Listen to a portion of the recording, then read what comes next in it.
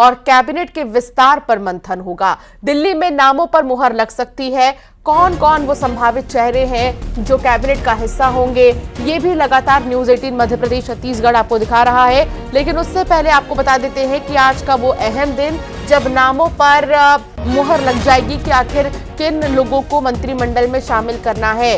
विष्णुदेव साय मंत्रिमंडल में कौन से वो मंत्री होंगे, कौन से वो नेता होंगे, क्या जैसा बीजेपी ने चौंकाया था मुख्यमंत्री के नाम को देकर, विष्णुदेव साय का नाम जब सामने आया तो हर कोई चौंक गया था। एक नया चेहरा, हालांकि अनुभवी चेहरा, लेकिन मंत्रिमंडल में भी क्या ऐसी चौंकाने वाले चेहरे होंगे, ये सबसे बड़ा सवाल है जिस पर लगातार अभी इंतजार बाकी है, सस्पेंस बरकरार है और ये सस्पेंस बहुत जल्द खत्म हो जाएगा। आज मुहर लग जाएगी नामों पर कि कौन होगा विष्णुदेव साय के मंत्रिमंडल में, कौन से नेता मंत्री बनेंगे और कौन से विभाग उन मंत्रियों को दिए जाएंगे। ये सारी चीजें आज क्लियर हो जाएंगी। तनु वर्मा रायपुर से सहयोगी साथ जुड़ गई हैं। तनु, आज विष्णुदेव साय दिल्ली जाएंगे, वो कब रवाना होंगे, रायपुर से कब पहुंचेंगे और मंत्रिमंडल को लेकर क्या चर्चा है?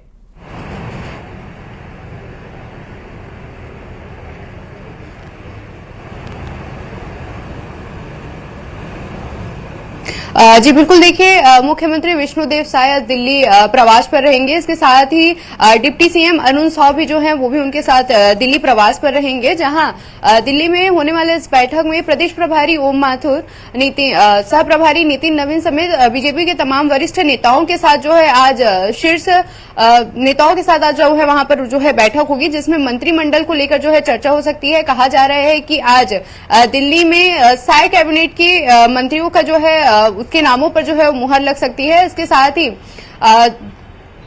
तमाम जो कहा भी जा रहा है कि अनुभवी चेहरों को इस बार जो है वो मौका दिया जाएगा। वहीं थोड़ी देर बाद 12 या 1 बजे के आसपास ही डिप्टी सीएम अरुण साव और विष्णुदेव साय जो है वो रायपुर से दिल्ली के लिए प्रवास करेंगे, जहां वो बैठक में शामिल होंगे, जहां पर मंत्रिमंडल के सदस्यों को लेकर वहां पर चर्चा होगी। और दिल्ली में बैठक के बाद कहा जा रहा है कि आज छत्तीसगढ़ में कैबिनेट विष्णुदेव साय के मंत्रिमंडल की जो है बैठक के बाद ही उनके नामों पर जो है मुहर लग सकती है। जी तनु, आप बने रहिए, आगे भी आपसे जानकारी लेंगे।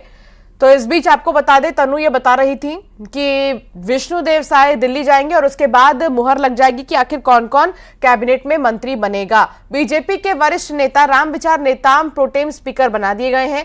विधानसभा का सत्र 19 से 21 दिसंबर के बीच होगा और इस दौरान नेताम नवनिर्वाचित विधायकों को शपथ दिलाएंगे। जो नए विधायक बने हैं उन्हें शपथ दिलाएंगे। विधानसभा के अफसर शीतकालीन सत्र की तैयारी में जुटे हुए हैं। नेताम आज प्रोटेम स्पीकर पद की शपथ भी लेंगे। तो देखिए, काफी साधारण नेता हैं नेताम, और वो आज प्रोटेम स्पीकर पद की शपथ लेंगे। ये भी बता देते हैं आपको कि प्रोटेम स्पीकर क्या होता है। टेम्पररी स्पीकर हम कह सकते हैं कि जब तक कोई दूसरा स्पीकर नहीं नियुक्त होता तब तक के लिए टेम्पररी तौर पर स्पीकर को चुना जाता है और तमाम विधायकों के राय मशवरे के बाद और तमाम चर्चाओं के बाद एक वरिष्ठ चेहरा, अनुभवी चेहरे को चुना जाता है जो कि नए विधायकों को शपथ दिलाएगा। और ये रोल रहेगा नेताम का भी, वो नए विधायकों को शपथ दिलाएंगे और ये भी सुनिश्चित करेंगे कि जो सत्र चलेगा वो सुचारू रूप से चले। तनु लगातार जुड़ी हुई है। तनु, काफी अनुभवी नेता जो कि प्रोटेम स्पीकर के लिए चुने गए हैं नेताम, उनके बारे में भी कुछ बताइए। और शपथ ग्रहण समारोह क्योंकि आज होगा, तो कितने बजे होगा, क्या जानकारी मिल रही है आपको इस पूरे मामले में?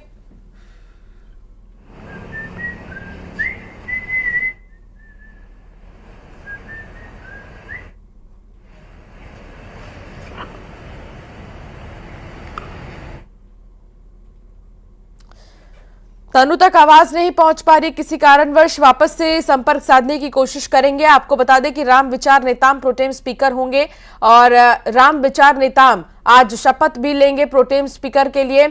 हालांकि मध्य प्रदेश की अगर बात करें तो गोपाल भार्गव को प्रोटेम स्पीकर बनाया गया है। छत्तीसगढ़ की बात करें तो रामविचार नेताम को प्रोटेम स्पीकर बनाया गया है, जो आज शपथ लेंगे। और फिर जो 19 से 21 दिसंबर में 3 दिन का जो विशेष सत्र होगा, जो उसमें वो नवनिर्वाचित विधायकों को भी शपथ दिलाएंगे। तो बेहद ही खास आज का दिन जब प्रोटेम स्पीकर के पद पर वो शपथ लेंगे, बहुत बड़ी जिम्मेदारी। राम विचार नेता, अनुभवी नेता, और इसके साथ ही आज प्रोटेम स्पीकर पद की वो शपथ लेंगे।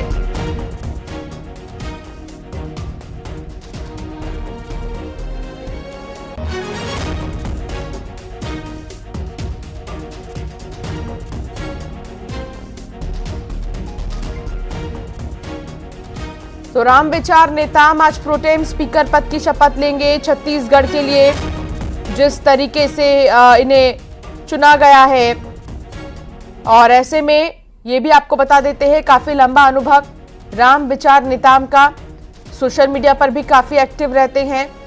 इतना ही नहीं, राम विचार नेताम चुनाव में बयानों से भी सुर्खियों में रहे। इससे पहले उनका नाम सीएम की रेस में भी चल रहा था। उन्हें प्रोटेम स्पीकर की जिम्मेदारी दी गई है।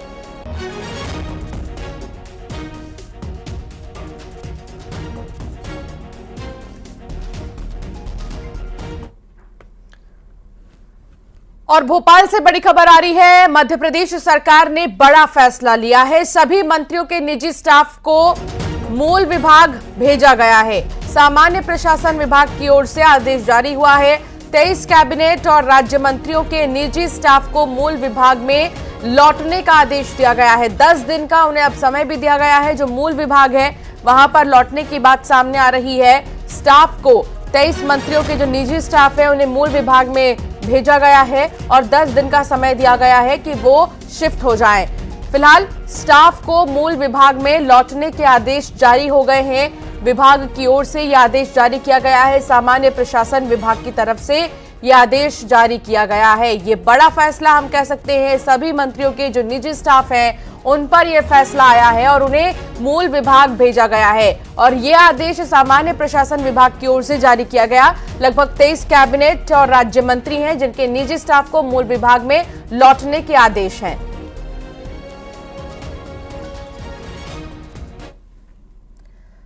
तो वहीं डॉक्टर मोहन यादव मुख्यमंत्री ने बड़ा बयान दिया है। पहली कैबिनेट बैठक उज्जैन में होगी। उन्होंने कहा मकर संक्रांति के दिन पहली कैबिनेट की बैठक होगी और उसके बाद हर कैबिनेट बैठक अलग अलग संभागों में होगी। तो अब कैबिनेट बैठक सिर्फ एक जगह नहीं बल्कि अलग अलग जगह होगी, ये मुख्यमंत्री डॉक्टर मोहन यादव ने कहा है। देखिए, बहुत बड़ी चीज है। उज्जैन में पहली बैठक कैबिनेट की होना अपने आप में इसलिए भी खास है क्योंकि उज्जैन दक्षिण से मोहन यादव आते हैं। उन्होंने चुनाव जीता है उज्जैन दक्षिण से और वो बीती रात भी उज्जैन में ही थे। सालों से चला आ रहा मिथक उन्होंने तोड़ा और कहा कि महाकाल मेरे पिता है, मैं उनका बेटा हूं, मैं सेवक हूं, मैं यहाँ पर रहूंगा। और उज्जैन के लिए ये बहुत बड़ी बात है कि उनके यहाँ का नेता मुख्यमंत्री बना। पहले तो दूसरी चीज मिथक तोड़ा और तीसरी चीज कैबिनेट की जो पहली बैठक है वो भी उज्जैन में होगी। न केवल उज्जैन में बल्कि अब जितने भी बार कैबिनेट की बैठकें होंगी वो अलग अलग संभागों में होंगी। जाए तो हमको वाकई इस बात की जरूरत है, लेकिन हमने कहा कि जो दुकानदार है उन दुकानदार की व्यवस्था जरूर कर देना ताकि दुकानदार को परेशानी नहीं आए, लेकिन बाकी सब जगह अपनी पार्किंग के लिए रहेगी। ये आनंद के साथ अपना सबका निर्णय करें। अब लंबा भाषण तो दूंगा नहीं, लेकिन आपने कहा कि काम दिया और सबने कहा कि काम करना 24 घंटे।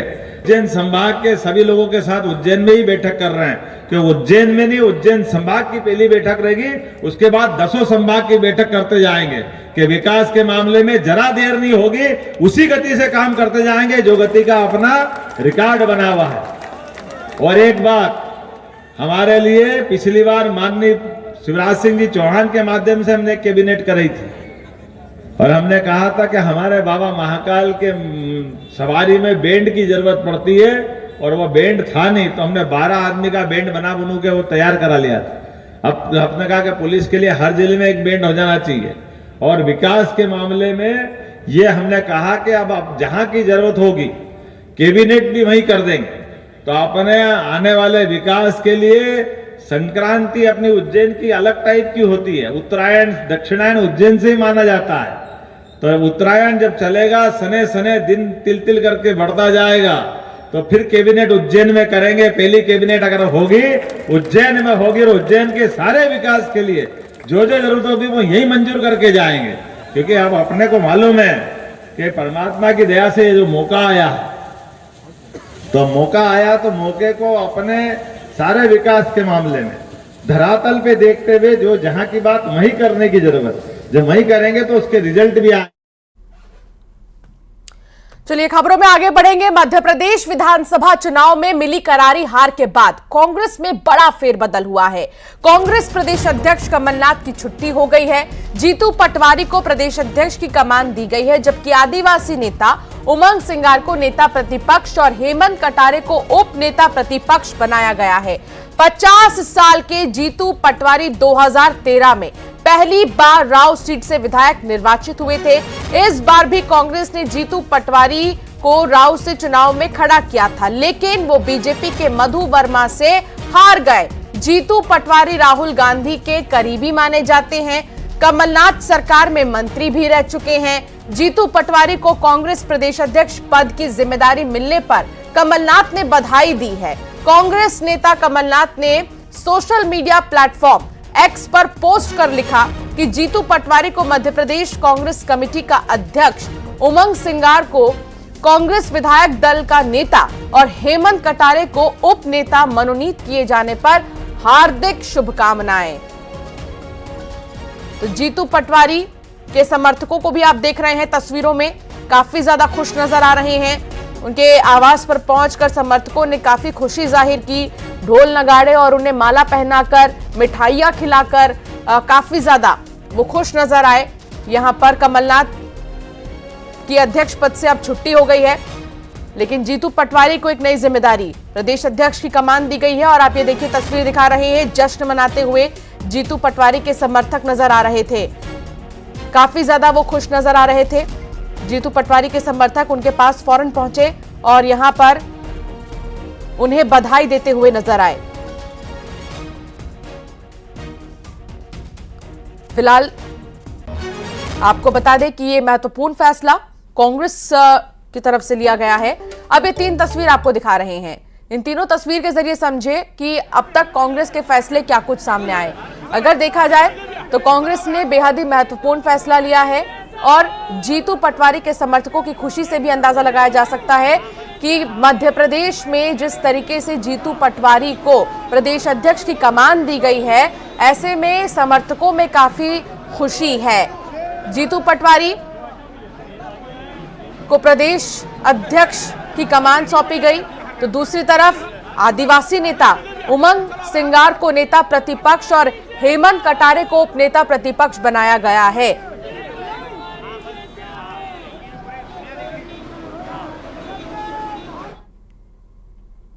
इंदौर में जीतू के घर पर जश्न का माहौल है, घर के बाहर समर्थक जुट गए, पटवारी को बधाई दी गई। वहीं भिंड में हेमंत कटारे के घर के बाहर समर्थकों ने आतिशबाजी कर जश्न मनाया है। तो जश्न का माहौल और फिर काफी ज्यादा खुशी समर्थकों में। आप देखिए आतिशबाजी की गई है और जश्न मनाया गया है। पटवारी के घर समर्थकों का जमावड़ा देखने को मिला, बधाइयां दी गई उन्हें और आतिशबाजी भी की गई है, खुशी जाहिर की जा रही है।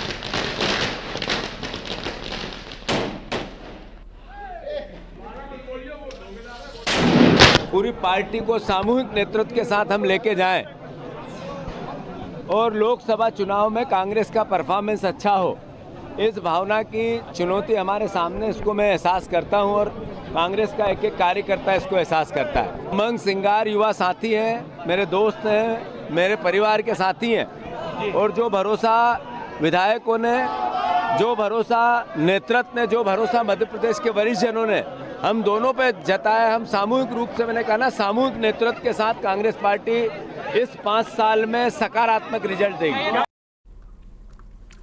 तो एमपी का नेता प्रतिपक्ष चुने जाने के बाद उमंग सिंगार ने न्यूज 18 से खास बातचीत की और नेता प्रतिपक्ष की जिम्मेदारी सौंपने पर आलाकमान का भरोसा जताया, धन्यवाद दिया। सिंगार ने बीजेपी पर निशाना साधते हुए कहा कि कांग्रेस लोकसभा चुनाव में मजबूती के साथ लड़ेंगे और बीजेपी के पैसे और प्रशासन की चुनौती से जीतेंगे। सुनिए क्या कहा उन्होंने।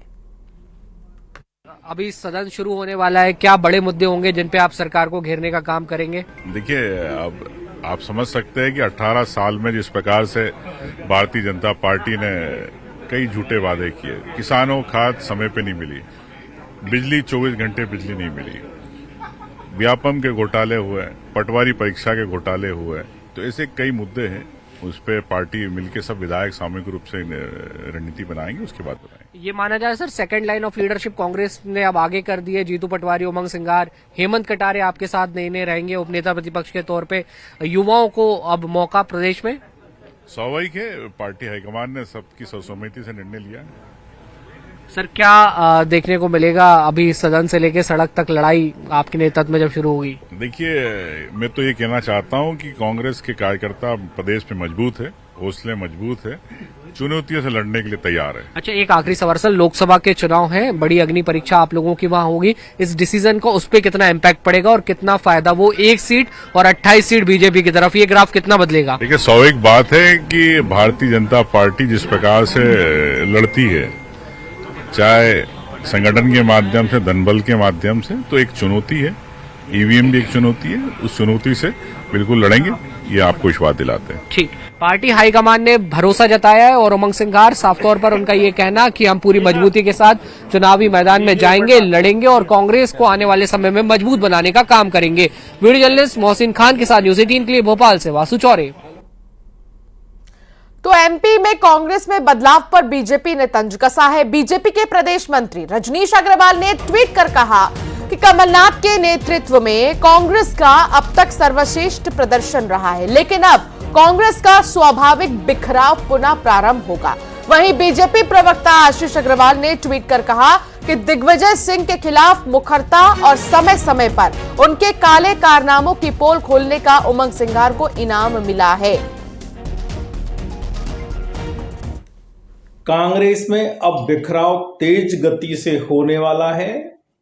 कमलनाथ जी कांग्रेस में फादर फिगर की तरह रहे हैं, एक अम्ब्रेला की तरह उनका व्यवहार रहा, जिसमें कई वरिष्ठ नेता और कनिष्ठ नेता, जूनियर सीनियर सब कांग्रेस में समाये रहे। उतनी तेजी से बिखराव अभी नहीं हो पाया और सर्वश्रेष्ठ प्रदर्शन भी कांग्रेस का वोट शेयर के मामले में रहा, लेकिन अब तेज गति से कांग्रेस बिखरना शुरू होगी, टूट टूट के खंड खंडों में विखंडित होने वाली है।